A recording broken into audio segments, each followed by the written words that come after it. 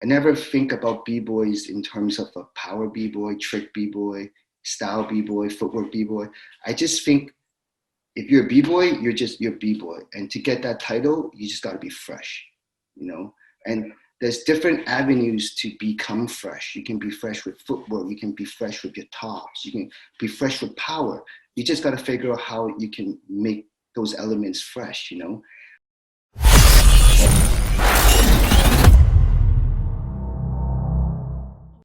Salute to the subscribers, those that live beyond the Cypher. I'm your host, Illskillz. Today in the studio, we have all the way from Vancouver by way of Toronto, Ontario, representing 416 Hertz and the Stonecutters, my man, Bboy Puzzles. What up, Puzzles? How you doing, brother? I'm good, man. Yo, thanks for having me. I've been looking forward to this, man. So yeah. No doubt. And you know, the funny thing is, like, we've been really trying to get this. We were just talking about this. We've been really trying to get this link up because both of us being fathers, and we'll dig into that later. A lot of times, man, it's just like, all right, let's do it at this time, and then this happened with the kid, and let's reschedule. You know, so like I think a lot of the younger, more single b-boys and b-girls won't understand, but I appreciate you being so flexible, man. Hey, I mean, when I was young people, I couldn't relate to me now anyways, man. I can't imagine me 10 years ago thinking about what I'm doing now. It's like a totally different thing. But, you know, us dads, we got to stick together, man. We got to work. Hey, man, you know, like what you say, this like dad life, right? Dad life. So, like, this is a interesting interview because you and I actually met a long time ago. Like, we were just talking about that 2003, 2004 Scribble Jam. And I don't know if you remember the specifics of it, but I remember you told me you thought that I was from Florida and that I was there to call you guys out. And I was like, no, man, I'm from Georgia, and I've never, you know, I ain't got no problems with, you know, at the time, Supernaturalz, you know what I'm saying? So it was kind of cool. And then, like that Scribble Jam, man, that was just an ill time. Those all elements, large scale hip hop events. You know what I'm saying? Do you remember that? Yo, I don't remember that particular story about coming up to you and saying that you're gonna call me out and stuff. Right. But I remember that jam. Till this day, it was still one of my favorite jams because you know, as a kid from Toronto, I'm actually not even from Toronto. I'm from an hour away in a small town. I was not exposed to hip hop like at that level, and seeing it in person was wild. It was definitely an eye opener for me, just being in the U.S., being in those venues. We don't have buildings like that. You know, I remember being in downtown, and then I went into a washroom, and then there was no stalls. You know, it was just and for everybody who's wondering, washroom is Canadian for bathroom. Just in case, you know. Yeah, and I remember I went in there to take a number one, and there was a guy doing a number two, but there was no stall. And he was just sitting there, just kind of looking at me, and then you know, and I try to tell people after from traveling that Canada and the US, even though we're kind of together, there's a lot of big differences. There's still some cultural shocks to me. Like seeing a guy just eyeing me down while they're pooping was like, it was a big thing for me. But that was like my real like introduction to USA hip hop. It was a little bit more grimy. Right. It's a little bit more raw. Like there was graph, there was like Cyphers, there was like food trucks, I remember. It was like a vibe that it was pretty new. I loved it. It was dope. Right. And and then I remember too, you guys went against, was it Motion Disorders? Yeah. In the final? Yeah. Because what was the prize? It was a free trip to Freestyle Session, Seattle. Twigs, Massive Monkeys, Seattle, Washington. Up here in Freestyle Session, Seattle, repping with my boys, trying to do big things.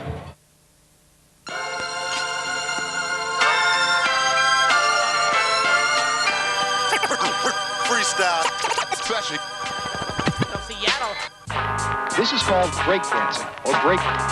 Like rapping, it's a competitive display of style. Dance as a form of ritual warfare.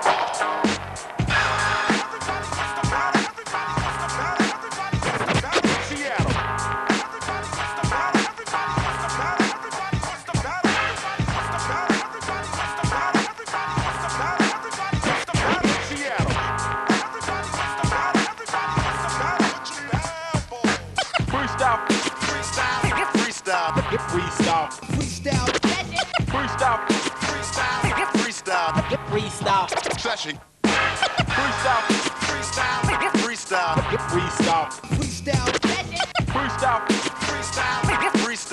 Freestyle Session.com.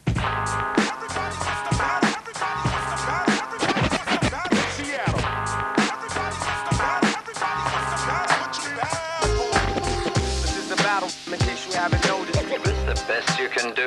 No new style. Ooh. Yeah, the infamous. Yeah, man. And at the time, my crew at the time, Supernaturalz, they already got an invite. They were one of the top 8 teams.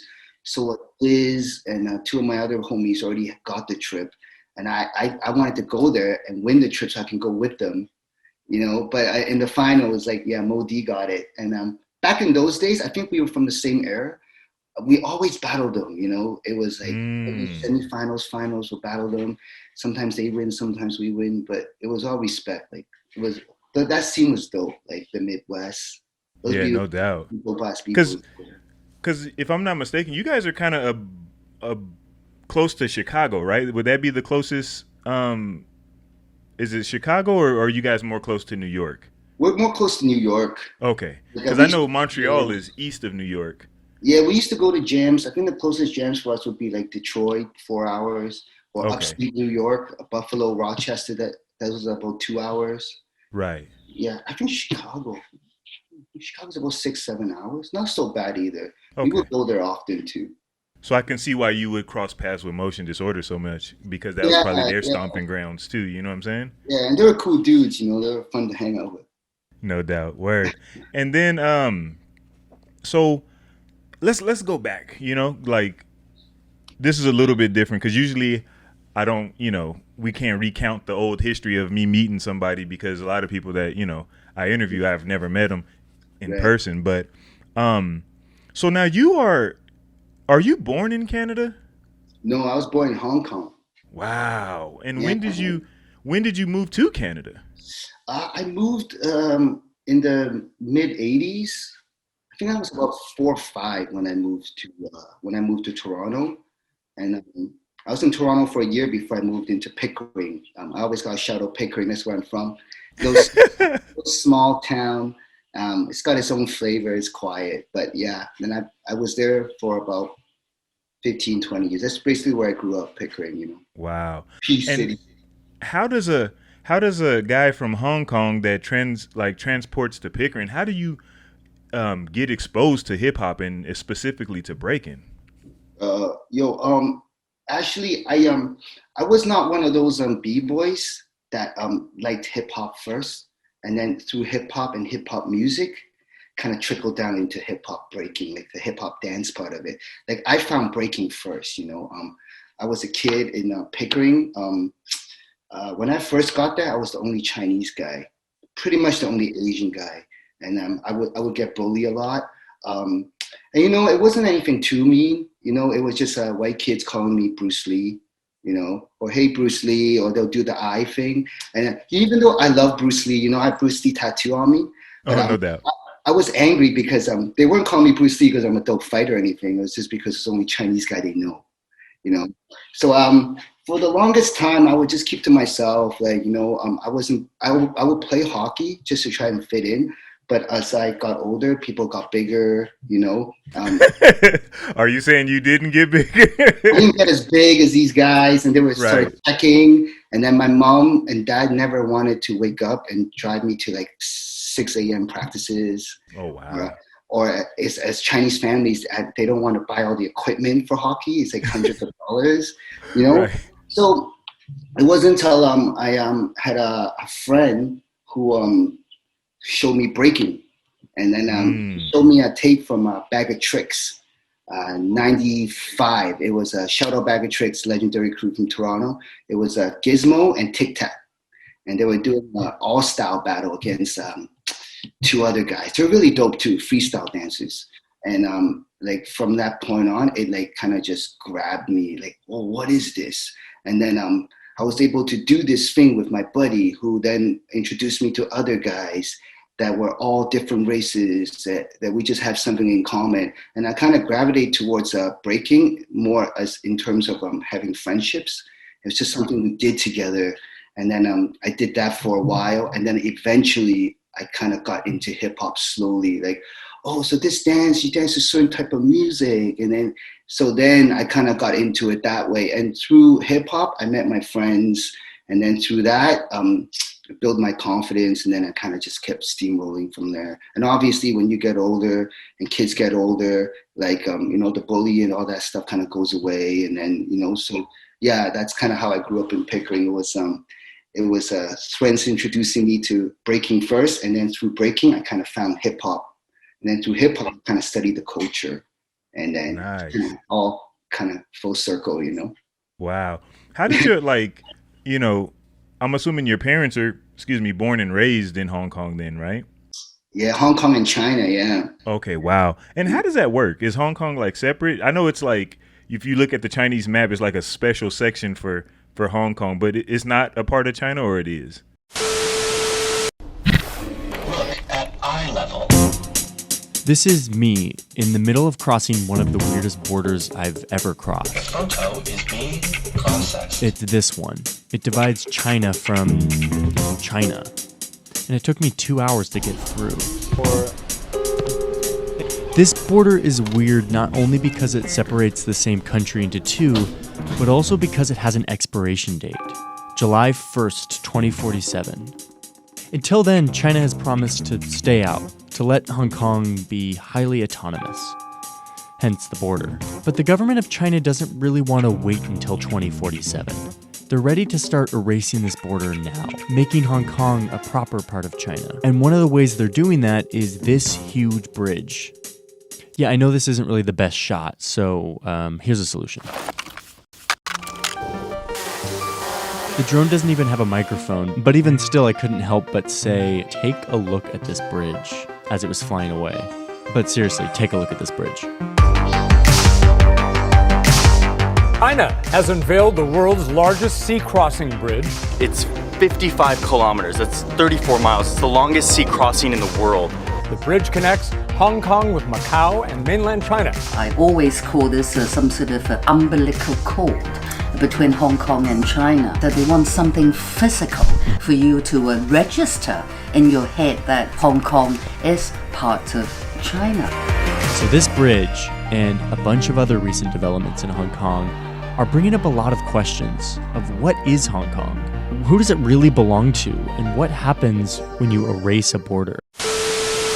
Well, you know, like I have so many good friends in Hong Kong, and I'm not the best at explaining the political parts of what's going on. But Hong Kong used to belong to China, but they lended to the British for 100 years. And then they were going to take over again in 97, which is one of the reasons why my parents moved. It's my parents was didn't want to live under China, communism at the time. So, yeah, so we moved. Hong Kong, I know Hong Kong people do feel like they're separate, you know, but I know in terms of now it's China. But different languages, they got different cuisines, you know, different traditions, something similar, you know. Right. Yeah. No I always gonna rep Hong Kong. Like it's funny because I actually went back to Hong Kong. Hip hop brought me to Hong Kong. Wow. And I felt so at home when I was there. Usually when I travel to a place, I have people take me around. I don't like to go out much if I don't know people. But for some reason for Hong Kong, maybe it's like a natural instinct. I was walking around and I ended up living there for 5-6 years with my fiance at the time, now my wife. And we had our own life out there, like a hip hop life. We just traveled around. Yeah, it was really cool. That's dope, man. That is really dope. So you were saying that, you know, you were in Supernaturalz, right? Now, for the people watching, what is first, how did you get down with Supernats, and what is the history? Because Supernaturalz is important to the not only Toronto timeline, but to the Canadian timeline. You know what I'm saying? So break that down for us. I always got to shout out Supernaturalz. Like, I was in that crew for 18 years. I like worked so hard with that crew. Like, they're like pretty much my family. Even though I left now, like, I have love for all of them. I didn't leave on bad terms. But it's funny how I actually got down with them. And because, like I said, I was from Pickering. Mm-hmm. I was hella young. I didn't know much about the history of breaking. I was just kind of doing stuff. I would mimic stuff that I see in videos and all that. Right. We all do. Yeah. And then there's this one skate park jam in Pickering. It's like a big city jam. And then a Bag of Trix showed up randomly. And it was like, for me, it was like meeting superheroes. Because they all came in these matching, like, yellow Bag of Trix shirts. And they come in this Cypher. And they were just like, I was just wow, I don't even remember what kind of moves they were. But one of them came up to me after and was just like, I see a lot of potential in you. He gave me his number and he told me to call him. And then Session, he was quite a bit older and more experienced. So I was like, this is a chance for me to go out, leave my city and go learn, So which one was it? His name is Flex. Oh, okay. Name is Flex. And the reason I ask is because I interviewed Bboy Puzzles, who's also from Toronto, and he comes through this like through Bag of Trix as well. But his introduction was Benzo and taking a class with Benzo. So just hearing your story and then hearing his, it looks like Bag of Trix was really out there spreading the culture in Toronto or in that Ontario area. Definitely, I would say Bag of Trix has an influence not just in Toronto but worldwide. Like from traveling, I know a lot of people said they were inspired by Bag of Trix back in the day. But yeah, they brought me out and they were teaching me things. But in hindsight, looking back at it now, Toronto was a very beefy city at the time. It was a lot of beef. Like crews weren't getting along. There was practice spots that you go to if you're just down with that crew. If you're not with that crew, if you're with Supernaturalz, you practice in Scarborough. If you're with Bag of Trix, you're more like downtown. No one really breaks together. So the way I learned about hip hop was through hate, or like competitive hatred. I would say, it's like I'll be like, I'll be like, what do you think of this move? They'll be like, this move is dope. You'll be able to smoke Dizzy with this. It'll be kind of like that. And at the time, it was dope. But in hindsight, I would never want to, like these days, I would never teach my students that kind of way. But what happened to me was kind of turned me into this punk. Whereas I would always just come out and I looked at breaking as more like, I'm there just to kill, I got to get ready and I'm going to battle. And then I was taught to just like not like Supernaturalz, Really? So, yeah, I was just because they were rivals. Wait, so who's teaching you to not like Supernaturalz? Well, like I don't really want to say too many names or whatever. Like, you don't want to get the beef back up. I feel you. I like to say that this is a long time ago, and we're all young. Right. And it's just how it was back then, and it was no mean intent by these guys, but it's just how it was. That's how it came off for me. Like that's how I learned. I learned it in more of a hateful way. And I don't know if that's the way they wanted me to learn, but just from interacting with them, saying, yo, this move will smoke that fool. Oh man, this guy's a biter, man. You gotta smoke this guy. He's a biter. Wow. So intense rivalries. Yeah. So with talks like that, you just like, so I started hating on Supernaturalz without even meeting them. Wow. So there's this one jam that Dizzy would hold, and I went there, and I think Migas and his crew called out Supernaturalz.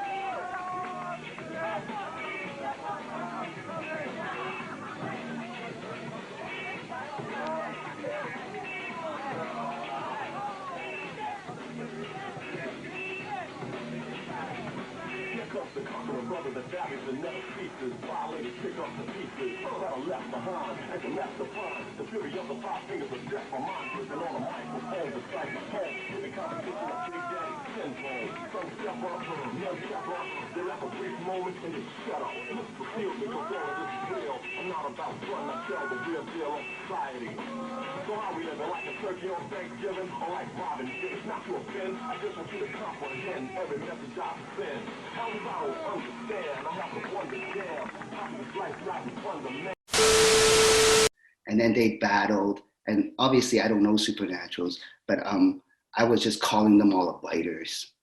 Like, so you're just on the sideline calling them biters, and you have no idea what's going on. I had no idea. I didn't really know much about hip hop. I was just kind of following what the older cats were doing. But you knew what this meant.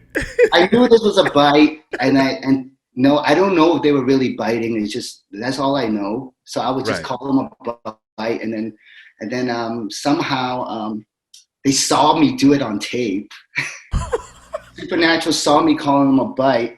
So then I went to a supernatural practice at one time. Oh yeah, I went to a supernatural practice at one time, and two of those guys are super nice. I got to shout out Ammo, and I got to shout out TJ from Supernaturalz, because they were from Scarborough, which is close to Pickering, and we have common interests. We're all Asian guys. We're a little bit more quiet, so I got along with them, and they brought me to supernatural practice. But some of the more supernatural, the harder guys were not having it. They're like, yo, this guy called us a biter. Oh. Why is this guy here? And then I was like, yo, like, back then, like I was a punk, because that's all I know. That'd be like, yo, you are a biter. This guy told me you're a biter. It's just all super childish shit, But to Supernaturalz credit, like, they felt my vibe, and they were like giving me a chance, They were like, yo, like, this guy's dope, he's cool, like, we're friends, maybe we can, like, get to know each other. And it took me kind of like a while to feel like I was cool with them, because some of them were a little bit hesitant, and me too. Also, I was a little hesitant, because everyone I hung out with before I joined Supernats were people that did not like Supernaturalz. So in your mind, you've been hearing anti-supernatural rhetoric this whole time, and now you're with them, and you're like, well, it's not as bad as everybody's saying it is, but let me feel it out. Yeah, they were good peoples, Like, I find that, like, I could get along with them outside of the dance floor, and then what's the point? Like you guys tell me they're this, but for my personal interaction with them, I feel like they're this other way, So I had to battle everybody to get in that crew, though, because not a lot of them trust me, because, I was on video calling them biters.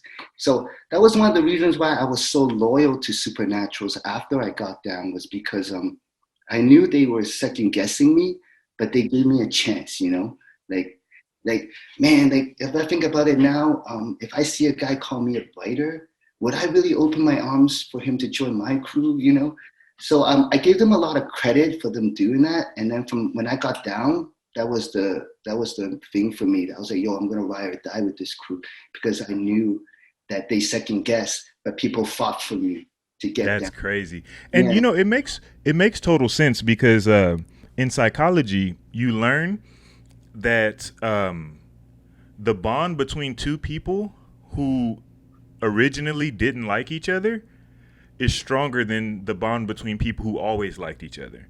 And, really? and yeah. So peep it like this, right? So let's say like you and Bag of Trix, right? Instantly got together. So you had to go from here to here to be down with them, right? And appreciate them, right? But you and Supernaturalz were farther apart. So it took more work to get close. So because you had to actually invest more into developing that relationship, and you had more like skin in the game, it makes the bond stronger. Oh yeah, I never thought about that. Like that makes sense. So it makes perfect sense that like you were like, wow, you know what I'm saying? And like I've had people that initially I don't know, I guess it's a bad thing, but you know how sometimes you meet people and you instantly just don't like them? Yeah. And you have no apparent reason except for, you know, you just don't like them. But then once you get to know him and you do like him, you're like, that's my dude. You know what I'm saying? Or like, that's my homegirl, like that. Yeah. You know what I'm saying? Word, word. That was me with all the Supernaturalz, I think. Word. So what generation were you?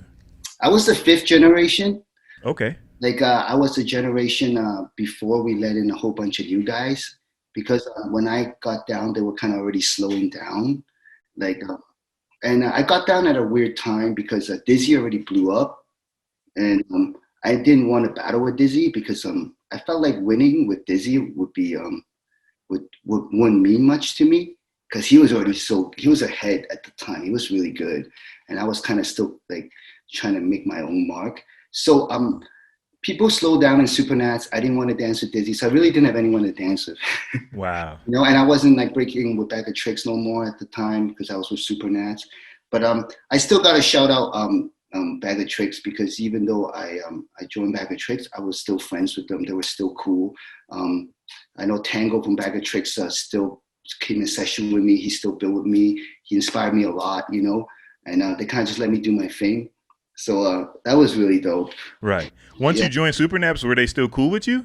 Or were they like, oh, you're part of the enemy now?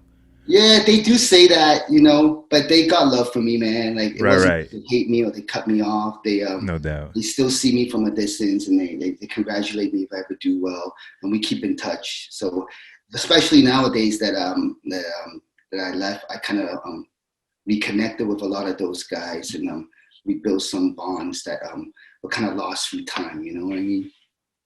So. Why do you ultimately, well, I don't even want to get into why you ultimately left before we talk about some of the high points while you were in. Right. You know what I'm saying? So once you did start battling with Dizzy, or did you really even start battling with Dizzy, or were you more with the guys after you? Yeah, I started battling with my boy Bridge first. So what happened was I run my own rec center in Pickering at the time, and I had a few guys who were kind of like around my age or a little bit younger that I was breaking with, and we're kind of building, you know. I won't say I was teaching them, but I was kind of just building with them, you know, and then sharing what I know because I was the oldest, and they were really talented, and you know, that was guys like Bridge, those guys like Anton, guys like Antics. You know, so I went to a battle with Bridge in China because he's from China. Right. I actually saw that battle. You guys did a 2-on-2 out there. Yeah. Yeah. But the 2-on-2 one was from 2 years ago. But, but the one we flew out to in China was in 2005. It was a big jam in China. It was in a stadium. Wow. And then at the time I was like 23, and I remember my boy Bridge. He was like, "Yo, if you love this dance, this is the age to go out there and do it," you know. And then it's like, I remember he was telling me like, the footage of B-boys you saw that inspire you, they were probably younger than your age now. So if you want to prove to yourself, like, so what happened was there was two jams in Toronto that was back-to-back weekends. And I told Bridge, yo, if I can win these 2 jams, I will use the prize money, I'll buy my ticket to China and I'll just rep. And then it just so happened that we worked our ass off. We sessioned like every night and we won those 2 jams, you know? Nice. So we won those 2 jams. We went out to China, and then when I was in China, we won that jam. And then, so from there, I was still in China. I get a call from Dizzy, and then Dizzy in like 2005 or 6, and he was just like, "Yo, Puzzles, I'm gonna quit breaking." You know? Wow. I was like, "What?" Like I was like, "Why are you gonna quit breaking? I just got down 2 years ago." And you know, I'm with my boy Bridge, who's just told me he's down to join Supernats. And we just won this big jam in China. Like, we should just keep pushing. This is the time to push, you know? And then Diz was like, okay, let's go one more time. Let's just do it. And then, because I feel like for Supernaturalz to be strong, we're going to need Diz, you know? Because me, Bridge, and Diz would just complete it. And then, so we got Diz back. And then we also let in all the young guys that I was building with. And all the young guys that Dizzy was building with, and we kind of just put so me and Dizzy, and we put all the young guys into a crew, and that's the crew that you see battling in all the R16s and all the bigger jams like the Dizzy, Bridge, me, Anton, the Antics, Lethal, Drops. Like, that's the generation that we went and we did battle. And it was dope times, man. It's some of the I can fun. imagine. What is hip hop even like in China, man? I've never been there. Well, not of course, but I've never been to China. I've seen jams, and I know that they really appreciate hip hop, especially it seems like especially breaking out there. But like, what's the vibe out there? I think hip hop is still super, super new in China. I mean, hip hop started in China in 1998, 99. Wow. Yeah, man. I met one of the OGs. Like this one guy was telling me, "Oh, he's the oldest b-boy, first ever b-boy in China." The guy's only like a year older than me. You know? And I was like, shit. You guys would have been in high school together, and he's the original b-boy. Yeah, and I was like, man, if I call myself an OG, oh my gosh, my teachers would hit me so hard, you know. And but they're still learning out there. Obviously, they're also getting their information a lot harder because of the language barrier. The government also shuts off a lot of information from free flowing through the internet. Wow. So I do see a disconnect. I feel like for them, it's more like breaking. It's breaking, and hip hop is hip hop kind of deal, you know. And they kind of they'll do breaking, but in terms of win and losses, like it'll be competitive breaking. You know? Okay. Like it won't be like if you have an after party and there's ladies around, they won't be able to kind of vibe out. Like they'll just cypher all night. Wow. So it's like they're super talented, but I think the cultural and all the history stuff will slowly come because before the pandemic, there was a lot of funding and a lot of OGs would go to China and educate. Like I know Wiggles would go there a lot, Kenny would go there a lot, Electric Boogaloos would go there a lot. So there's a lot of information that's going around China now that I feel like they're slowly going to be the next superpower of dance because the talent is there. As soon as the knowledge clicks, oh man, that country is going to just explode. You think that they're going to be like the next Korea? I feel like it, yeah, because the moves are crazy. If you see any of the younger b-boys and b-girls in China, they got all the abilities, you know, like to them, air flare is like how I used to learn a 6-step. Like, wow, it's fundamentals. Like you just need it, you know. No doubt. And then when they get the feel and all that, it's gonna be crazy. So from what you're saying, like breaking is a dance style. And hip hop is more like the music. I think for China, like I'm obviously like I just think the overall in general is there is a separation between breaking and hip hop. Like they don't really session to hip hop music. You know, it's more like break beats or like really fast kind of like EDM-ish. Yeah, like over there they don't have parties.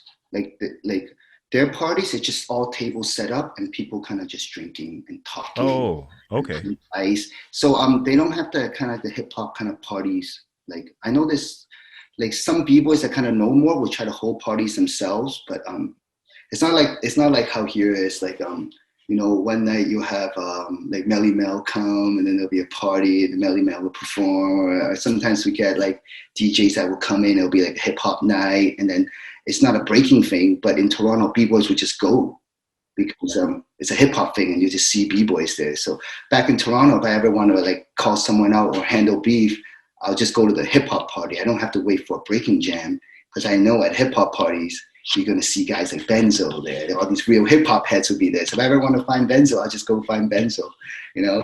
And I got to shout out Benzo one time because, you know, Benzo is a guy that he never turned down a battle with me, even though he's a lot older. And I was just like some punk going at him. He will always battle me. He always took the time to kind of like, yo, let's go. And then till I started getting better, he would still come at me. And then, yo, I think till this day, I never beat him one time in the Cyphers. I gotta give him a shout. He's dope. You're like, as good as I ever got, I still never beat him. He's got that vibe and he's got that energy. I always give him props, man. No doubt, man. It's that OG in him. Yeah, you know what I'm saying? Yeah. So that's what I would do. You know, I would just handle my business at the clubs. But I think Chinese b-boys, they can't do that because they don't have those parties. You know? Right. but hopefully they'll grow into it because there are people that are starting to know more. There are leaders out there trying to organize more stuff outside of just the competition. Because I always feel like the competition part of breaking is just a very, very, very small part of breaking. It's a very small part of hip hop culture, but it's the part that people talk about the most, which sometimes I don't get. There's a little disconnect there with me. But yeah, hopefully in China they're kind of moving towards more outside the comps too. Dope. And we're talking about like dope things that happened while you were in Supernaturalz, and one thing that I got to witness personally, and it was like I said, it was like a month or two after I had met you. You told me like that you guys were going to be up in Rochester, and so I remember I go up to Rochester. It was some jam in a skating, like a skateboard park. It was indoors though, but it was at a skateboard park. And I remember it for three reasons. One of the reasons was I remember I took a bus there, and I didn't have a hotel yet, and I went straight to the jam, and I had my clothes in this duffel bag, and I was like, I can't go in the jam with my bag, right? So I threw my bag in the bushes, and I was just like, yo, I'll come back and get this after the jam. So I'm just like in Rochester. I was just like, man, damn this bag. Boom, threw it in the bushes, hit it, and just went in the jam and had a good time. So that was one of the things. The second thing I remember, so there was this guy there. He was a black guy from Canada. He's from Toronto, and we were having a conversation in one of the rooms, and he was telling me about when he had met this black girl, right? And it was just something that stood out to me because you never consider it, right? Being from America. But he told me, he was like, I remember I asked the girl where she was from, and she was like, Canada. And he was like, well, I know you from Canada. We in Canada, but like, where are you from? And then she was like, no, I'm from Canada. So her lineage in Canada goes back. She was like one of the few black Canadians that their lineage went back to like when slaves went to Canada. So like, which is a rarity because most black people in Canada are from like Haiti or the Caribbean or like Jamaica, like these other countries, or from Africa or something like that. But she was from Canada, like I'm from America.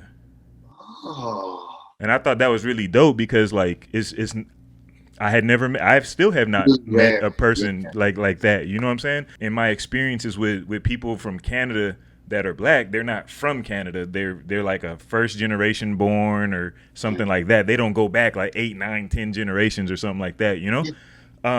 But the biggest thing that I remembered was that you guys chartered a bus from Toronto to New York, and I'm sure it wasn't the whole scene, but that bus was packed with a bunch of Toronto B-boys and B-girls and all these people, right?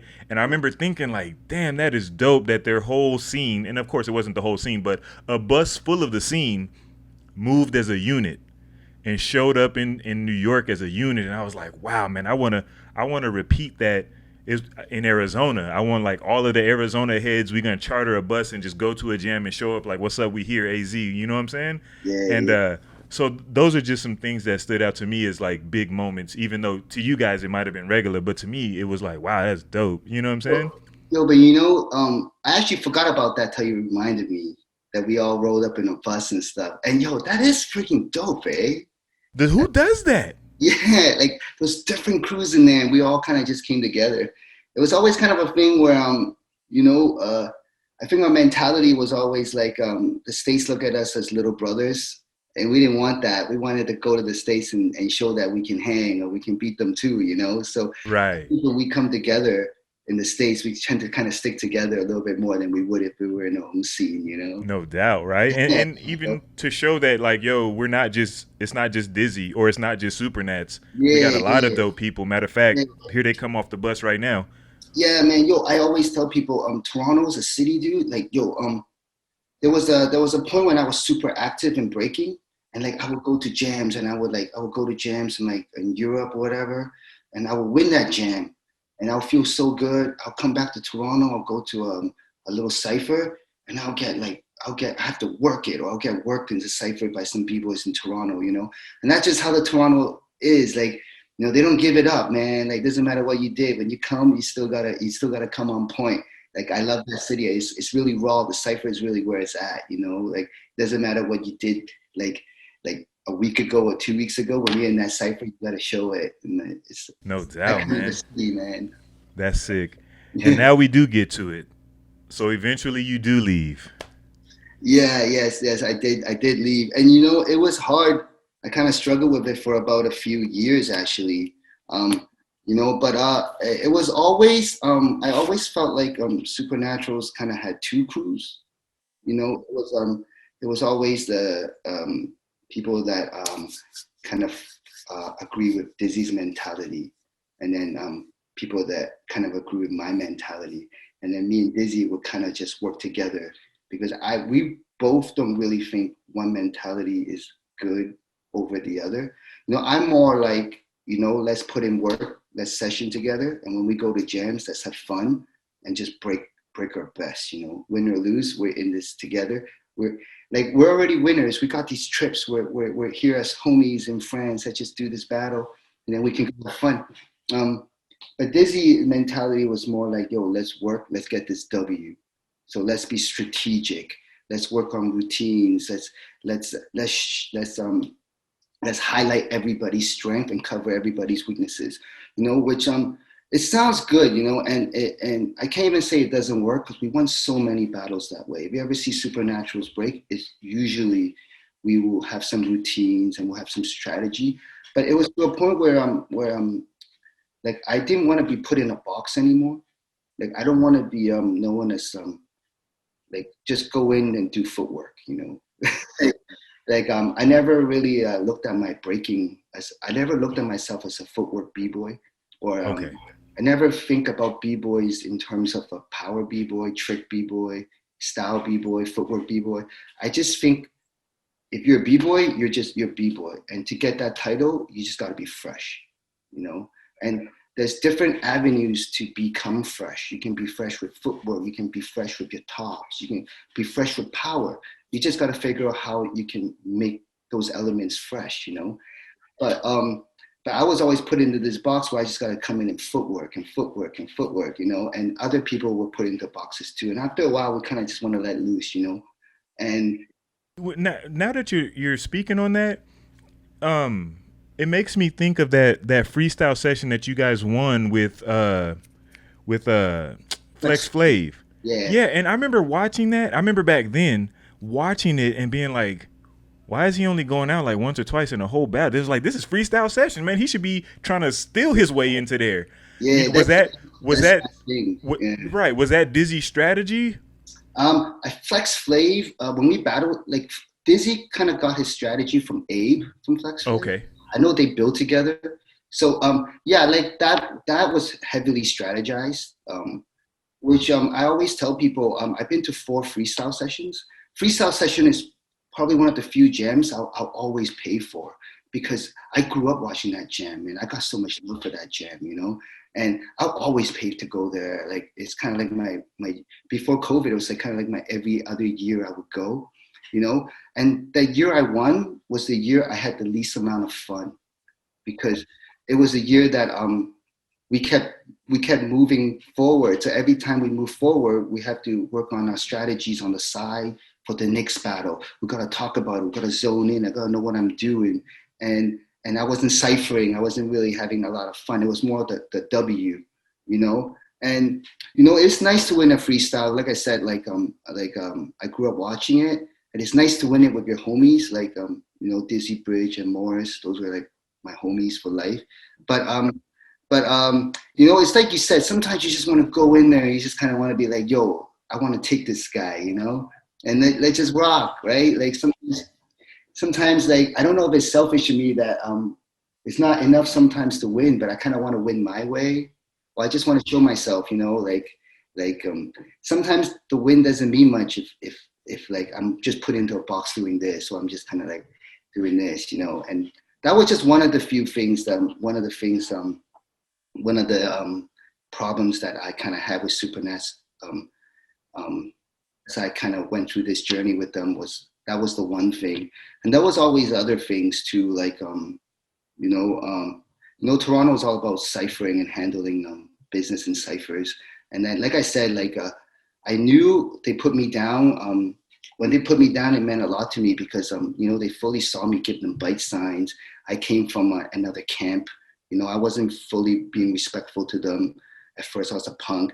So when I got down, I wanted to really rep. So, any problems, anytime people talk shit about us on the internet, because back then the B-Boy Row has a forum and people would just go on there and talk hella smack. And then, when you're young, you get heated. So I will always go to these ciphers and I would battle, like me and Bridge, like we would call out people. But when time kind of like passed by, we find that we were the only ones kind of ripping in the ciphers, Still holding that tradition, right? Yeah, and I would like get upset with the crew sometimes for not ripping. But then as I got older, I kind of realized you can't force things on people, Right. Everyone's got to have their own path, right? Like I can't make them do what I want them to do, It's not fair for them. So I just decided I want to do my own thing, I told them that I kind of want to spread my wings and just kind of go and do my thing. But I wish them all the best. It's all love. I still have the tattoo of Supernats on me, and it's 18 years of work that I'm not ashamed of it. I'm pretty open to talking about Supernats, the good times and the bad, because it's part of me. And I wish nothing but the best. I got all the respects for them. But I think it was time to move on. It's like LeBron's got to leave Cleveland, No doubt. There you go.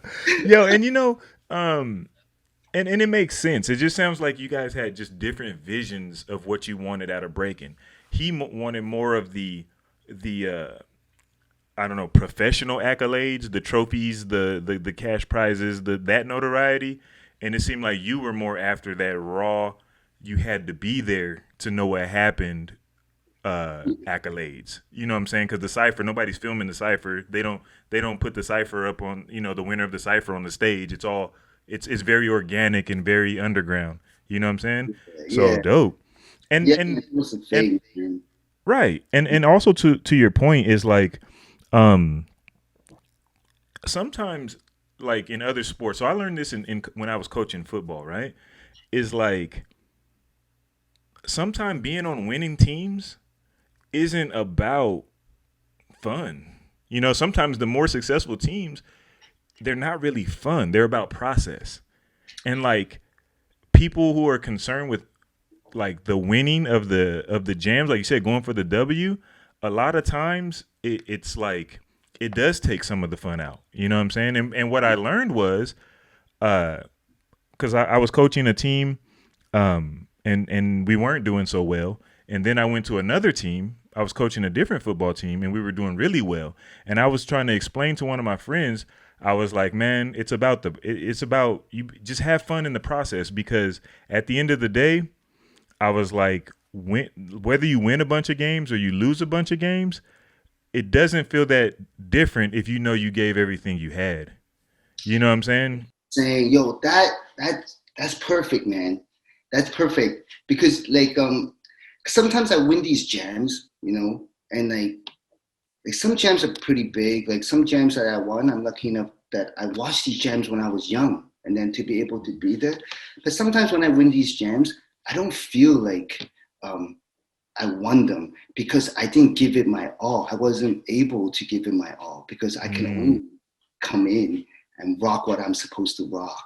Right. You have to stick to a script, right? Stick to a script. So then my head is not really synced into the music or the moment or the vibe. I'm thinking about the next play. I got to be the team player. I can't let loose and forget the cue to bring in the other guy, So I never, some of these big stage battles, sometimes I feel like how I would be if I just let loose, but I never really got that. So sometimes a W for me, I won't be as excited, and sometimes I'll lose in the first round, but I felt what I wanted to feel, and I'm good, then I just cipher. And, but that's just a mentality thing, that's why me and Diz, obviously we're probably not as close as before, but we keep in touch and there's no bad blood because I feel like we both realize there's no wrong or right. It's just different perspectives, you know? Yeah, for And sure. instead of forcing us to just keep trying to work together, we respectfully just be like, yo, okay, let's just wish each other the best from a distance for now, right? There you go. And then let me bridge and my guys all go do our thing. And then, you know, you have your guys that have the same mentality that you can just, you know, because like when there's so many, when you have different views, sometimes for us to do something really simple takes a long time. Right. Because we're just talking. Man. Right. You have to debate it before you can even get to the idea. You have to debate the idea before you can even execute anything, right? Yeah. Word. You know, but you know, I always tell people like if I look back on it, there really wasn't any bad times with Supernats. It was always good because when it comes down to it, breaking is breaking, man. Like I would never stress about breaking. It's like it's the only way you can do breaking wrong is if you not have fun and you stress about it, you know. Right. Like every day, like life hits people hard, and the last thing you want is something you love or a hobby to cause you stress, you know. Yeah, if that's the case, you just drop the whole thing. But but so you were talking about like, you know, like the big stage, right? And breaking is about to be on a real big stage here in a few years with the Paris 2024 Olympics. What are your thoughts on that? I think it's dope. I really can't understand why people are not happy with it.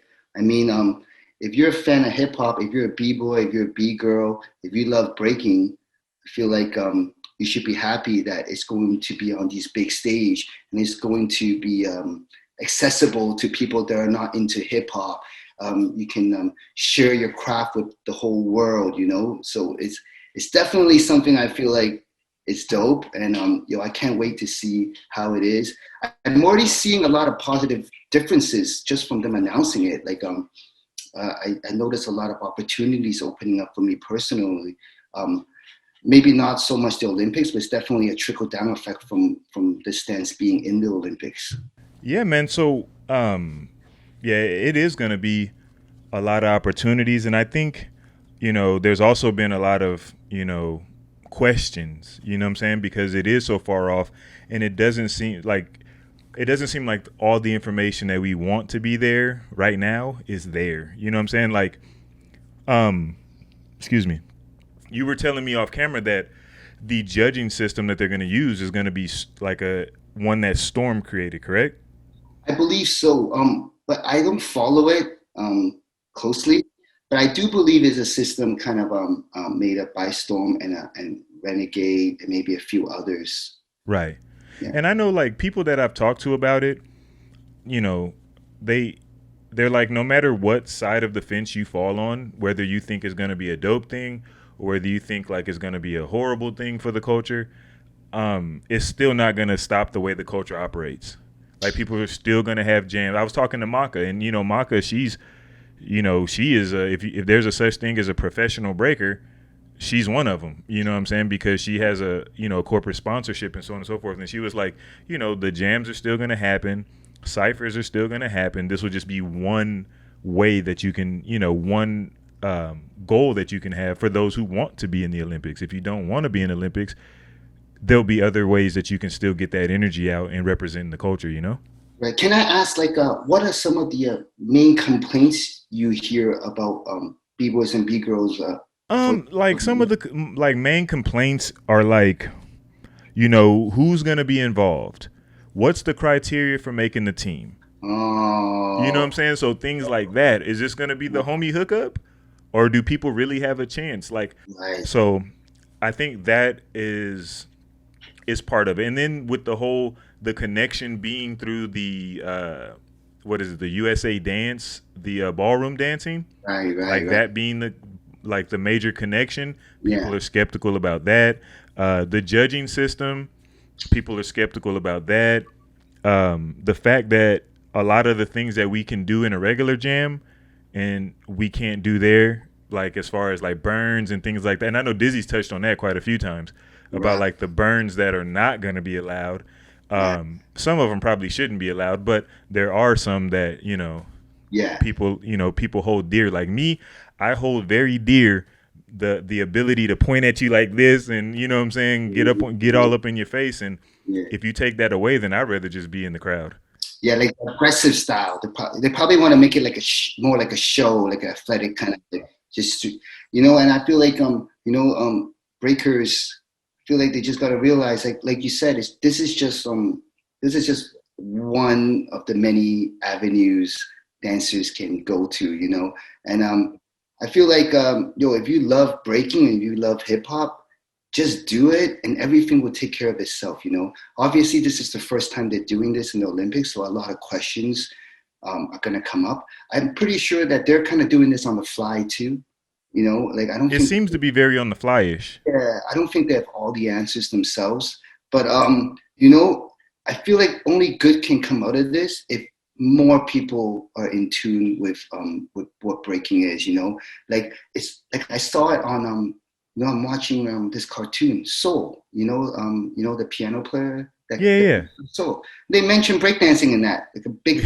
And my daughters were there, and it's so cool that my daughters can get a reference of breaking just in a motion picture, like kids. And I feel like if these movies for kids have mentioning breakdancing, then the trickle effect would just be more parents might want to reach out to local dance studios to get breakdancing classes. Because it's in the Olympics, and the Olympics they want to shout it out in movies, and then kind of trickles down. So I feel like as long as you love hip hop and you just kind of do it the right way, just have fun with it, then everything will just come. Like I'm all about energies, and then like if you put in the right energy, like the right energy will come back to you. So sometimes I'm casual. I'm not like deep into the social media stuff, but sometimes I think social media is toxic. But when breaking became broke out that it's an Olympic sport, I did see a lot of people just jump out of the woods with opinions, and some of those people I haven't seen for a long time before the Olympics came about, and everybody wants their piece of the pie, and I feel like there's enough work for everybody. Us as a community should stick together, and if it goes to the Olympics and the b-boy and the world gets to see all these talented b-boys and b-girls do their thing, it's only going to help everybody else. Like you put a b-boy and a b-girl on a big stage like the Olympics, they're going to wow people. And if people think like, then dance is it's a dance, or it's a sport, it's going to lose its essence. It will never lose its essence. For all these big stage competitions, you're going to get like hundreds more of these like ground roots programs, like parties. Hip hop will always be there because there's always hip hop heads that will keep the tradition alive. This is just something new. And then there's always going to be hip hop heads. Like the Olympics could be like killing it, and I'll be teaching my students about footwork and about the one step and about New York history. Like, you'll have your content when you have your show and you educate people, you get all these hip hoppers to come on, so there are going to be people that will educate others and youth about hip hop culture. It's okay for this to be mainstream, there's no problems. And when you think about it, I mean, really, if you really think about it, don't we already have competitions that are on that level pretty much already? Like what's the difference between the Olympics and Red Bull BC1? Red Bull BC1 might actually, I don't know what the Olympics is going to look like, but Red Bull BC1 might actually look better than the Olympics. You know what I'm saying? It might, because the BC1's already, and I did R16, it was in giant stadiums. Yeah, R16, right? I did that was basically an Olympics. Yeah, man, I did a jam in Beijing, and it was in the Olympic Stadium. It was It was in the eagle's nest or the bird's nest. It was in there. So it's not something that's super new. Jams have been on that large scale before, but I think when you say Olympics, people that don't know hip hop connects to it, like my mom and dad, like like I can tell my mom and dad, hey, you know, I won this, I won that. You know, they'll be like, oh great, you dance. But then if I tell my mom, oh mom, I might have a chance to go to the Olympics. Olympics? You know, it's just different to people like my mom and dad, you know, Right. like they see the average everyday person. Yeah. average, yeah, the hip hoppers, like, you know, we know, but you know, like if I want to impress my mom, I'll be like, hey, I might go to the Olympics, and my mom, Right. like, I got this gold medal. yeah, you know, so it's more those people, you know, like my Right. in-laws, you know, my in-laws, like, Mhm. oh, the Olympics, you know, but that's how it is, man. No doubt. And you know, you mentioned coming out the woodwork. Unfortunately, once the Olympics came, not only did people come out the woodworks to support and to hate, but some people came out the woodworks with allegations and accusations. It seemed like it was like, yo, I'm in the Olympics. And then it was like, yo, you did this to me. You know what I'm saying? So we had the crazy leg situation. That's probably a couple months ago now. And then more recently, you had B-Boy Excel being accused by B-Girl Integrity of rape, which was an even more serious accusation, you know? And who knows, you know, what's going to continue to come out as these girls, you know, start to stand up and voice their experiences. What do you think is going on, man? Yo, because I know you have, and if anybody hasn't picked this up, you know, this is a dad of twin daughters, a proud dad of twin daughters, and yeah, you hear things like this. It's upsetting. You know, before I heard any of this stuff, I told my wife, I really didn't want my daughters in breaking. I wasn't one of those dads that want to show them what I do, or I wasn't one of those dads that when I had my class in my garage, I'll bring my daughters in. I really didn't want them being exposed to breaking and taking a liking to it. And yeah, just because you know, I haven't seen anything crazy when I was traveling and stuff, but I do know it's a male dominated scene, and at jams, when there's after parties and people drink, I know B-boys get aggressive. Like, again, I didn't see anything crazy in my history, but I just know that vibe must be tough on girls, you know, like it must be pretty hard. And it was something I didn't want my girls to kind of go through, or just be at a jam and they're like 3 girls to like 20 dudes, and these 20 dudes are just trying to like see who can get some play, you know. Like I'm generalizing, like I don't know, but you know, even at one point when I was young, like when you travel somewhere and after you battle, you want to go out, you want to party, you want to meet ladies, and you want to talk and have drinks, you know. So yeah, it's a pretty crazy thing to hear all these accusations, especially from Crazy Legs, someone that I kind of watched when I was growing up. But I feel like it's good for these girls to kind of speak up, man. It's dope. You know, I feel like they must be really angry for all these years, and holding all those emotions in must not be fun. And it's great that I encourage more girls that if things happen that they don't feel right, to speak up, man. And I feel like the hip hop community will rally. I see everybody rallying towards these victims, and it's really dope. You know, obviously I understand that a lot of them don't want to relive those memories, and I'm okay too. But if ladies are hurt and they want to speak up on it now, I feel like it's awesome, man. Like, I'm all for it. And because these girls are speaking up, it actually makes me feel more safe if my daughters want to get into breaking later, because I know it's changing, you know, and I feel like it's dope that way. No doubt. Know? Yeah, like now, Word, man. For the first time since my girls were born, I would think like, because my oldest one, she's 2.5, she does spins and then she'll kind of do like these freezes, and like now I'm kind of like happy I'll get her to do it, because I feel like, you know, like things are gonna be better, you know, like by the time she gets to like where she can get into it and start to actually, you know, take it on. Yeah. Yeah, man. No I doubt. think a woman, they're strong, you know, and this is their time, man. Like, go for it. I'm all for it.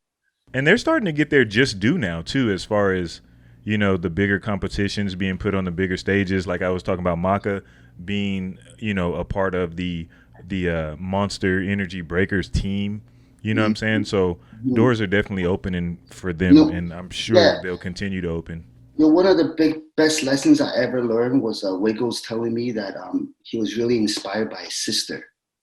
Like, he learned dance from his sister. He was telling me how a woman is generally more in tune and more confident moving all parts of their bodies, like their hips and everything. And then he was telling me, if you really want to learn to dance, practice dancing with a woman, or watch how a woman dance, watch how they move their hips, because the hips is how you get strong, and then the grooves from your shoulders. And then so I actually practice a lot of dancing with my wife, you know, or she'll tell me to groove. She's always pushing me to groove, and I feel like, yeah, like, definitely an inspiration, man. Dope. Yeah. Dope. Now, in America, I don't know if this is happening in Canada as well, but right now we have this whole Stop Asian Hate hashtag, right? And I know you kind of touched on, you know, being bullied as a kid, but that, you know, that was kind of like ignorant kid stuff, right? And you said it kind of stopped.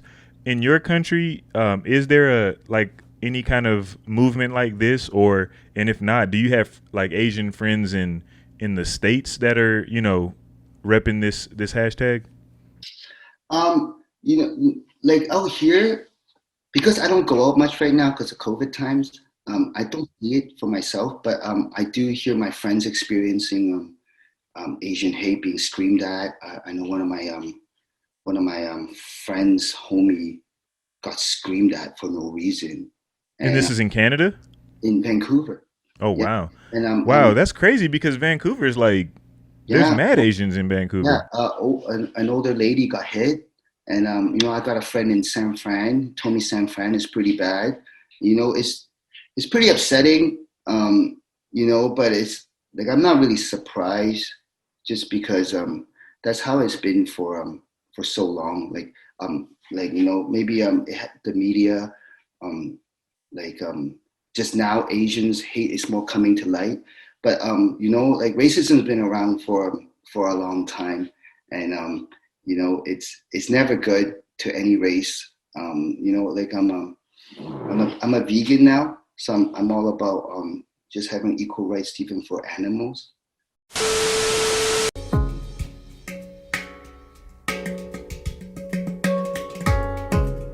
I became vegan because I could no longer think about eating something that was once living and breathing. The primary thing that keeps me vegan is just always the animal liberation. The idea that we are trying to push our ideas onto others. That stereotype I've experienced the most. Hunting is a very hard concept for people to understand. I am in Texas, it's a lot more acceptable, even though being a woman who hunts, people still, you know, have a really hard time with that concept. I feel like a lot of people think vegans are more effeminate. People will question your sexuality oftentimes. I grew up in a rural village, living off the land. The way we live is in total respect to the animals, and I think there's so much that people do not know about indigenous culture. And sometimes I kind of lose hope, because we don't really even treat each other good. How are we gonna treat like the animals, you know? So you know, it's sad, and I never want to walk around my city in fear, or have my wife go out and be nervous of what would happen to them. And I never want to live in fear like that. So I really hope people get educated and get informed, and you know, just let the hate go. You know, it's you know, like I said, there's some people that told me, I have friends that are really angry about it, and I read their posts and they say nothing changed. Like, they were bullied, they were called like ching chongs when they were young, all the stereotype, and it never kind of went away. And, you know, I guess I feel lucky that after a while, like in my city, they grew out of it, and then it was more like I never got to experience racism after my early teens, you know, like till now I see all these Asian hate hashtags, but even though now it hasn't hit me personally, but it is upsetting, but it's no more upsetting than me seeing racism towards any other race, you know, or speciesisms to pigs or cows. It's all the same to me. It's just, it's such a bummer, man. You know, No doubt. It's such No a doubt. bummer, dude. Like, I don't know, man. It's tough, you know? Right. So now, why did you move to Vancouver from Toronto? No, I didn't move to Vancouver from Toronto. I actually, Okay. I moved from Toronto to Asia in 2012. Oh, I went to wow. Hong Kong. It was because I went on a trip to, I went to judge a jam so long ago. I don't even know where I went. I went somewhere in Asia to judge a jam, right? And then I judged a jam, and then this neighboring city in Asia found out I was in Asia. So to save costs on the ticket, they were like, "Oh, you're already in Asia. How about I change your flight and you come to my city?" And then I was like, "Okay, I'll do that." And then another city found out I was in China. So then they switched my ticket again. So I was out there for like 3 weeks, and all 3 weeks I judged. You know, So you a pretty big deal in China, man? I don't know. I guess, you know, but I was judging these jams, and I was like, holy shit. Like, then I come back, and then I was like, yo, you know, like I was making like really good money. And back then in Toronto, I was just kind of teaching classes and running practices. And I was like, yo, maybe I should take a leap and kind of just go out to Asia, make that my home base, and then kind of just travel around. Because you know, I don't think it's that I was a big deal. I think it's more so that there's a lot of people in Asia, you know, like I remember I did a workshop in Asia, and then the studio owner was like, "Oh yeah, like I'm so sorry, I booked your workshop during a holiday, so not many people showed up, you know." And I was like, "Oh, it's okay, you know, no problems." And I went upstairs, there was like 50 people. Oh, wow. Yeah, it's just because over there there's so many people. They're expecting like 1,000 people. There's so many people there that even when there's not a lot, it's like 40, 50 people. Whereas 40, 50 people coming to a workshop in Toronto would be insane. Right, You know? right. You talk about 4 or 5, right? That would be like, oh, nobody came. Yeah, 4 or 5. You know, it's just a different mentality out here, you know. So then I decided to go out there for a little bit, and my fiance came out with me. And then when I was in Asia, I got so many opportunities. I taught at a university for a year as a dance professor.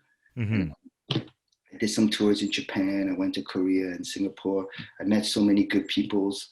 And then 5 years later, my wife decided like she doesn't want to live in a suitcase no more. You know, so we're traveling a lot, and she kind of want to just have a home base and build something solid. So we decided to move back to Vancouver because that's her hometown. Because she was with me in Asia for so long, she wanted me to have a relationship with her family and come out to Vancouver. So yeah, I've been here since 2017. I wanted to move back to Toronto a few years ago, but then we had kids. And so the kids kind of just kept me kind of stationary here for a little bit. Hopefully, I still have plans to move back to Toronto in a few years. So me, I wanna move to Montreal. That's where I want to move. Well, Montreal's a dope city. It is the dopest. I mean, no disrespect to Toronto or Vancouver, but man, I'm rocking with Montreal all day, and twice on Sunday. But like I was looking, and like the average home price, or I don't know if it was the home price or home value, in Vancouver is 1.2 million. It's crazy. Then, well, Toronto was 1 million. It's crazy, man. I was like, yeah, how? Because I was doing the research. I was like, how is Puzzles? What? I was like, did Puzzles hit the Canadian lottery? What is he doing up here? I was really lucky because I feel super blessed because my father-in-law has 2 houses. Oh wow. Yeah, he has 2 houses. One is about an hour and a half away from Vancouver, and he does farming. He farms out. So when I moved here, he basically gave me a house with my wife. So I'm very. It must be nice, man. Must be nice. Yo, if I show you this house, I can't believe it. I live in like such a big house, man. I mean, even if it was a small house, I mean, it must be nice just to have somebody who can just be like, "Oh, you can have this house." Yeah, it was really dope, man. I'm like really thankful. Like it's dope. I can't. Word. Like, yeah, So super how, lucky. no doubt, man. So how two things I wanna touch on, and they're both kind of about family. The first one is your immediate personal family, wife and kids. How has that been? Raising daughters, being married. There's a whole different responsibility when you're raising a family than when you're not, and you don't realize how different that is until it's time to do it. So how has that changed you as a man, as you transferred into being a father, husband, so on and so forth? Actually, I loved it. It's hard. Like twins is hard, man. Like the first 3 months was like a war zone.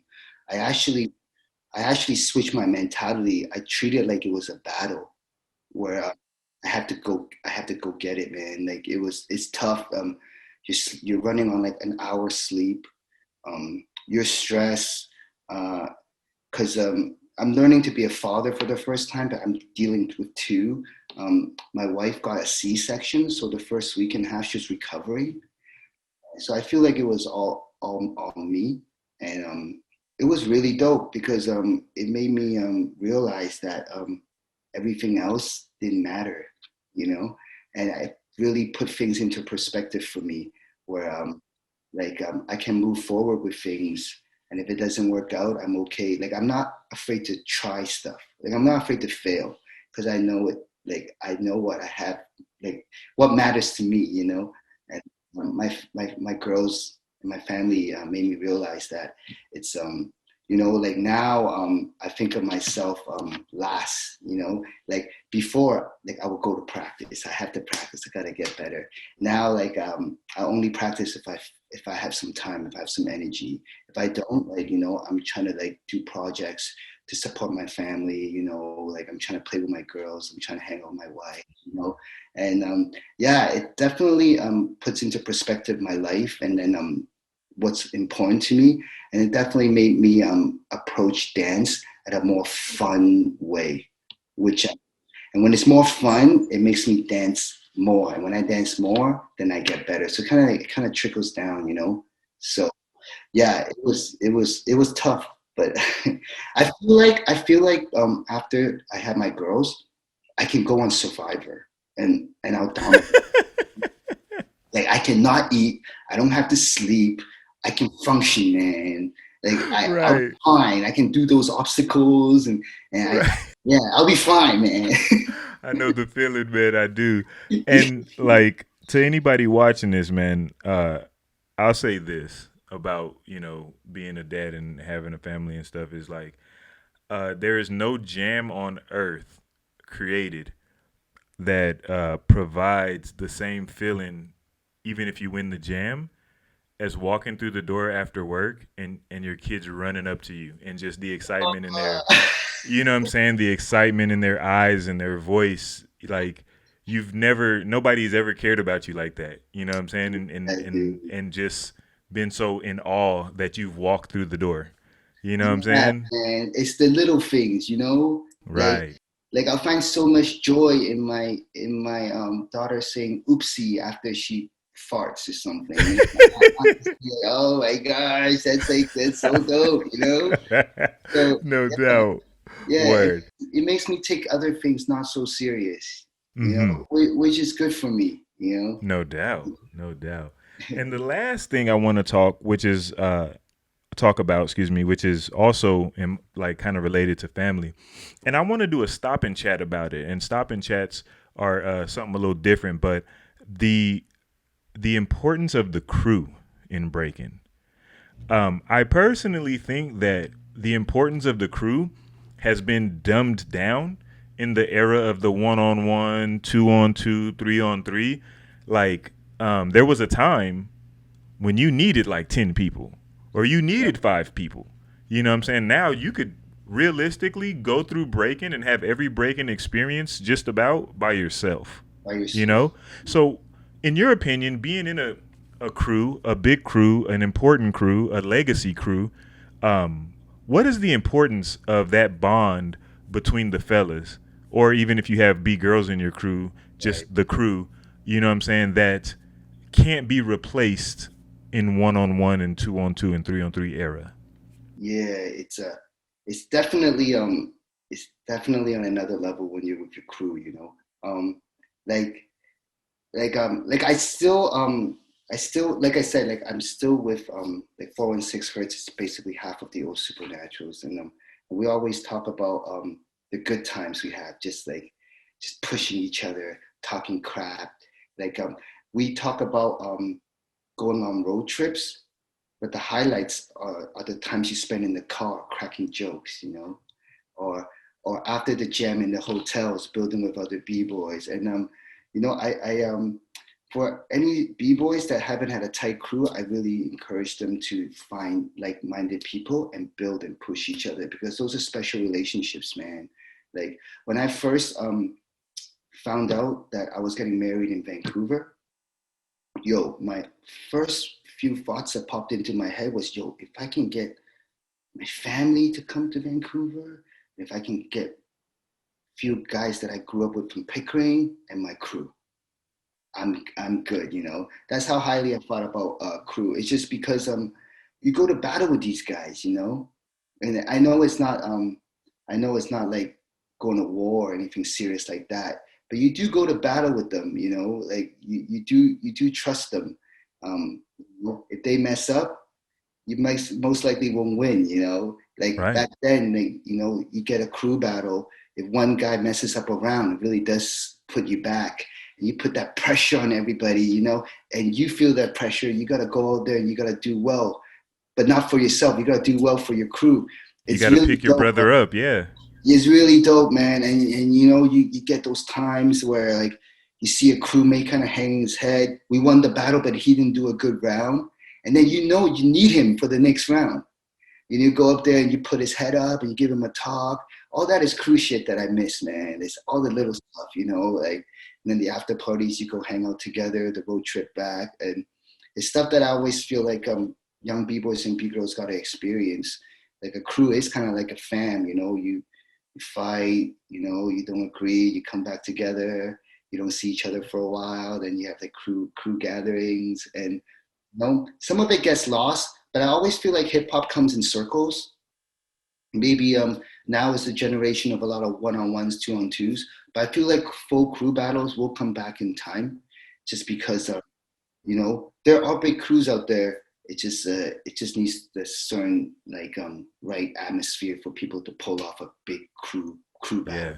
Takes a lot more work, takes a lot more people. Yeah. And while we're on it, shout out to Mike the Cure from Knuckleheads Cali, because it was him when I interviewed him, and he shared his crew videos with me. And I remember I was watching those videos that he shared with me, and I got that feeling of like, wow, man, like so many people don't get to experience this crew vibe. You know what I'm saying? Like you're watching the video and you're seeing them in their battles. You're seeing them like outside the battles, how they interact with each other. And I'm like, if you're just rolling dolo and you're just like, yo, I'm the BC1 champion, you don't get to do that. You know what I'm saying? Yeah. You can't be BC1 and have these experiences. You know what I'm saying? Right. Or now we got those BC1 All-Stars. They kind of like a crew, but I don't know how the feeling is. I don't think you can ever replicate an All-Star crew with a real crew vibe, you know? I don't either. Could you imagine if all of Supernats back in the day, or even 416 Hertz today, if you guys were just all over the world? Yeah. From day one, because remember, like the Red Bull team, they've never lived together. Yeah. They've always been in their own cities. But I will say this, Maka, and I don't know why I keep referencing her, because I guess she's relevant to what we're talking about. She says she does have that crew feeling with her crew. You know, and some do. Like when I started battling with Flex Flav, I had that crew vibe with Morris, like right off the bat. That was like my dude. And we would just start going off battling, just me and Morris sometimes, and like sometimes you do feel that crew vibe. It just depends on the person. I know when I did all those B-Boy World All-Star Team gigs, I didn't really feel the vibe. It's really hard to put a bunch of people together. And I kind of like, I'm not a performer. I have to go off of feel. And if I don't know you well, then I kind of have to have a vibe or something, right? And I find that it was really hard for me to pick up vibes off of a team that I don't really know, Because then you're forcing it, right? You have to force it, and it's just like, you're forcing it, and then you usually go to these jams like the day before the battle, you fly, you're too tired to kind of build. You kind of just meet them kind of at the spot, and you want to like create magic and go there and battle. And it just didn't really happen for me. I never really felt right in any of those teams. It was hard, but I always respected guys like Morris or Kareem that could do that kind of just could be on any team, go out there and just perform and do well. It was something that I kind of really struggle with. Like when I go out there with people that I'm not familiar with, if the music ain't right, if the vibe ain't right, like I'm kind of like lost sometimes, And and sometimes I feel like I give myself that excuse where like instead of like going out there and just going at it, maybe I would give myself an excuse. I'm not feeling the vibe, like it's just not me. So then I kind of like give myself a reason that if I don't do well, maybe I'll be okay with it. So you never know how it is. Like now that I'm older, I think back, maybe that's how it is. But it was hard for me to catch a vibe with people I didn't know, and I was always more gung ho with crew. And to your point, shout out to the people that can find the vibe, because that's a skill. Like to force a vibe and just be like, I don't care if I know you, I don't care if the song is whack, I don't care about anything. I'm just gonna do my thing. Hey man, shout out to y'all. So before we go, if we want to find out what's going on with Bboy Puzzles, we want to take a class, we want to feel the vibe, we want to see what's going on. How do we find you? How do we follow you? Okay, so right now I do have a mentorship program. I've been doing this for 2 years now. I work with about 6 B-boys. It's my Patreon, so you can go on Patreon and search up Puzzles Rock, Puzzles and then ROC. And basically we kind of just build online. My students would tell me what they want out of breaking, and I would try to kind of just deliver with the knowledge that I know. So I would tell stories that I share with my teachers. I always got to shout out my teachers like Ness and Poe and Wiggles really helped me a lot through my journey. And I try to just pass on some of the stories that they shared with me that made me click, And so I do that, and I do the MetaHuman after school programs, which is stuff I do locally in Vancouver. I basically use breaking as a tool to build their confidence, kind of like karate or like any fighting. You just build confidence that way. The dance is kind of secondary to the relationships and the buildings and the working together kind of stuff, And if they really like breaking, they can dig into it deeply themselves, But one thing I do want to say though is I do want to give a quick shout out to Ness, because he really shaped me with what I'm doing now. Because when I first met Ness in Circle Kings, it was like meeting a superhero, I remember it was my first trip to Europe, and I was ciphering in this little dark cipher in like the club, and he comes in and he's like, he does his thing, and then after the cipher, I remember I go up to him, I'm like, yo, Ness, I watch you a ton, my name is Puzzles, and he's like, yo, I know you. He's like, yo, wow. I know you. I was like, oh shit, right? That's crazy. And then within 10 minutes, he's like, yo, let's go upstairs to the top of the club, because the battle was at the lower stage. He took me upstairs. He started showing me this footwork drill. He's like, right in 10 minutes, he showed me this drill. He's just like, it's still a drill I teach today. He was like, yo, like, go into any room, don't move any of the furniture, and just footwork around the furniture.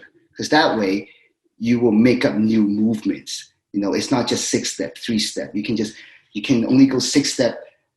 Maybe after 3 steps in your 6-step, there's a furniture there. So you got to kind of figure a way around it. So it's a great way for me to like learn different footwork drills. This is still a drill that I use today, but the lesson I took away from that wasn't the drill. It was how humble he was, you know? And like I said, I told you in the very beginning that when I first met some of the older G's in Toronto, they weren't as old as Ness was when I met him. They were still relatively young, maybe late 20s. But so they were still active, yeah. Yeah, they were still active, but it was they taught me through another kind of energy. It was more like aggressive hate kind of thing. But when I first met Ness, like, he was so humble. Like, he was just like, yo, I know who you are. Well, let me take you upstairs and let me show you some, you know? And I took that with me ever since that day, you know? So ever since that day, if anyone asks me questions, if anyone wants help, sometimes if I see a guy that didn't even ask me for help, I would be like, oh, you know, you can do this better. If you can maybe just learn this way, you know, that's all. It's all my Ness. It's all me being humble and being able to reach out. And I always want to give him a shout because that's my dude, you know. No doubt. Word, man. I want to give him a shout out too, because on Instagram, he reposted one of the clips and you know, said he was humble towards me too, you know, gave me props for what I'm doing as far as, you know, trying to be a journalist and bringing real stories to the breaking, you know. So yeah, shout out to him for sure, you know what I mean? Yeah, and that's the type of guy he was. And like and that was the first time when that kind of just clicked to me, like, oh shit, like you know, there's this other OGs that are not very aggressive, you know, they're just down to help. And that kind of really changed my mentality from that point forward. And I kind of mellowed out a little bit in terms of being that aggressive, like, yo, let's battle, like, you know. So he showed me this other route, which was more in tune with, I guess, with me, you know. So it works. So I gotta always thank him for that. No doubt. Yeah. Well, there it is. Hey man, thank you so much for your time. You know, it's been cool reconnecting with you, man. It's like that jam back at Scribble Jam happened a week ago, the way I'm being able to talk to you now, like, right? Like, I've been talking to you all these years, even though I haven't. So we appreciate your time, man. We appreciate you being such a, you know, inspiration to the young Canadian B-boys and the ones in America and Asia. So basically worldwide, man, you know, being an inspiration in your family, to your wife, to your kids, man. All these things are very important because at the end of the day, everything we did in breaking just becomes war stories. But what we do in our real lives, man, that is what goes on forever. You know what I'm saying? Yeah, and that is the real impact that we make in the world. You know what I'm saying? Yeah, man. Yo, and I just want to give you a shout out real quickly. I'm going to be honest, man. You know, my wife always pushed me to do more of this media stuff, to share my stories, to get out there. Yo, I never really feel comfortable doing it. And I'll tell you what I always do. And I hate doing it. Sometimes I'll agree to do something and then I'll kind of like, you give me some time, I'll back out of it or I'll cancel. But, you know, but hey man, you didn't do that to me early on, did you? Is that why this took so long? No. I honestly, I did not do that to you. But what happened, I saw that clip of Shadow and I saw you. And then I was like, yo, and maybe because it was Scribble Jam, I'm like, yo, I like this guy's vibe, you know?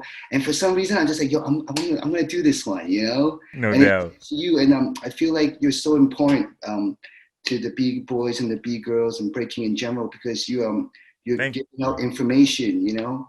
And you're giving out information that is just not about winning and losing, you know? I appreciate that, man. It's more to hip-hop than just that, and like, it's dope, man. I'm happy to be a part of it. And yo, 2 hours blew by so quick, man. That's when you know it's chill. No doubt, man. I appreciate that, man. Thanks again. Beyond the Cypher, Bboy Puzzles, 416 Hertz. Make sure you check them out. Support the Patreon. Take a class. Get some mentorship. If you on the come up and you trying to figure out how do I travel the world breaking? How do I develop myself as a dancer? How do I get past all the BS and politics in the scene? You need to go to my man Puzzles, 416 Hertz. Yeah, and let's get build. that knowledge. Build. Yeah. Huh? I said, let's build. Yes, let's build. Hey, pieces to the puzzle. You got to build.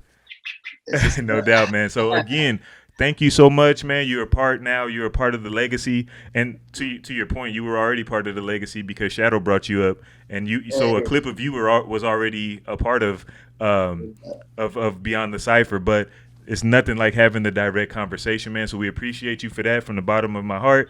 And until the next episode, man. Yeah, Peace. Yo, all the best. Let's keep in touch too. For sure, man. Yes, no doubt, man. Because like I told you, we need to. I need to get that ale or whatever that stuff is. Hell yeah, Yo, shout out to Vancouver and their local breweries. I got No you, man. doubt. And you know, we gotta swap fatherly advices also. No doubt, man. We definitely do, man. For sure. I'll make sure you get the rest of my contact. You already have me on Instagram, but I can call. My phone is set up to call Canada, so it won't be any extra charges or anything for me. So yeah, man. Let's build up. Yeah, for sure, man. So peace. Take care, buddy. Good times.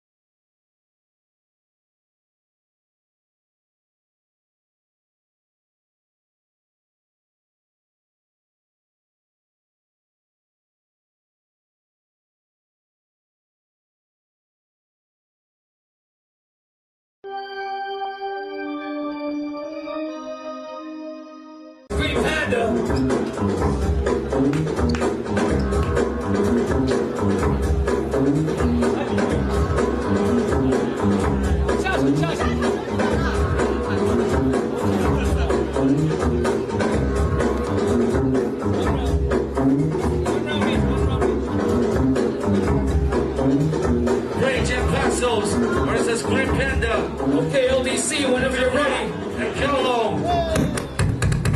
Okay. Still one round. Yeah, Paso, still one round.